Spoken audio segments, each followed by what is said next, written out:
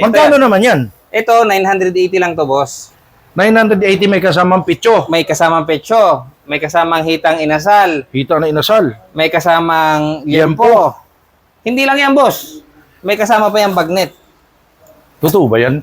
Pang-vlogger yata yan eh. Hindi, boss, hindi. Ganyan talaga yan. Oh. Tapos, meron niyang sausawan. Teka muna, sa nagtaasan na lahat ng bilihin ngayon, kumikita pa ba? Kasi ang daming bag nito. Atsara. Alalaki ng tipak ng cut ng meat. May liempo, may pitso, may hita. Tapos, meron niyang 4 na soft drinks pa. Only rice din yan. Again, how much? 980 pesos. 980 pesos. May kasamang 4 na soft 4 na drink. soft drinks, 4 na only rice. Talaga? Oo. Parang Only soup. ang mura nun ah. Ay, ganito talaga eh. Mura Sabi nga nila, mahal pa daw yan eh. Fiesta meal or barkada meal? Mukbang piece na yan. Mukbang bis na yan, eh, no? Oo.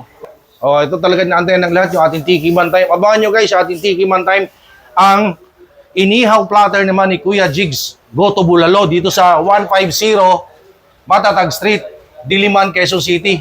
Sa likod lang ng Quezon City Hall. Ang dami oh. Sabi mong sinasabi? Mainit.